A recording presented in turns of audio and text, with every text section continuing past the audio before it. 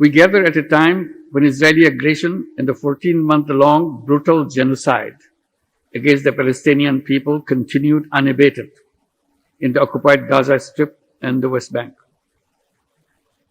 Words should suffice very little.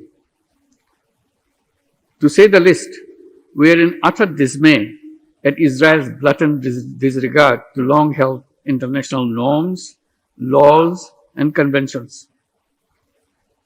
The ways the hostilities in Lebanon is spreading, there are heightened fears of further escalation.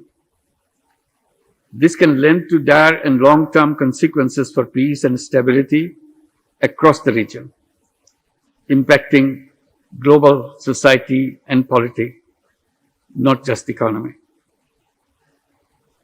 From Cairo, we must voice our unity and unwavering commitment in solidarity with our Palestinian brothers and sisters at this existential time in their history.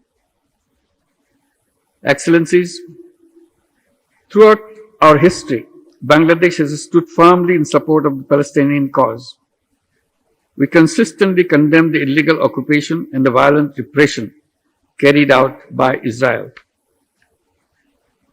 We remain steadfast in advocating a just and lasting solution through a two-state solution to the crisis, with Israel and Palestine living side by side in peace and harmony.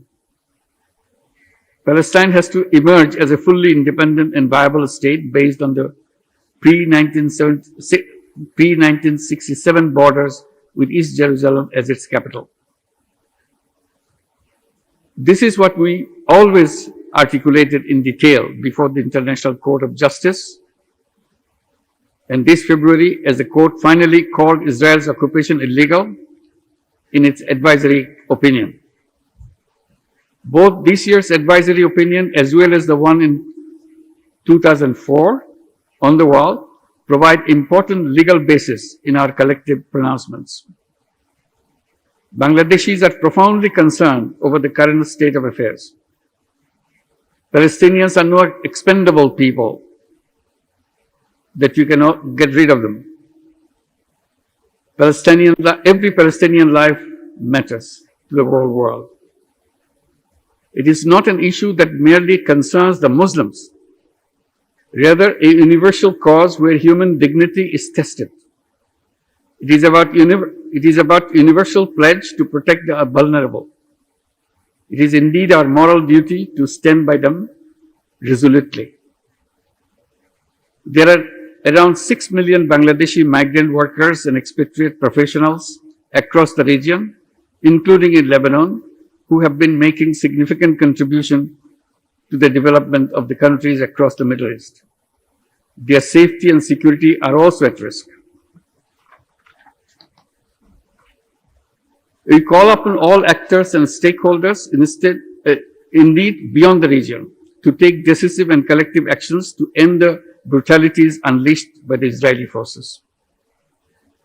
The massacres in Gaza, the West Bank, and Lebanon are clear violations of international law and constitute war crimes. Those responsible must account. That's why last November, Bangladesh stood up at the International Criminal Court asking for expeditious investigations into the heinous crimes against humanity. Such actions on accountability can deter the perpetrators against further and future atrocities. Alongside, let us intensify our efforts on realization of a viable two-state solution. Excellencies, beyond humanitarian interventions, it is time to prioritize thinking of reconstruction of Gaza and the West Bank and Lebanon. United Nations has cautioned that removing the 40 million tons of rubble left in the wake of Israel's bombardment could take at least 15 years.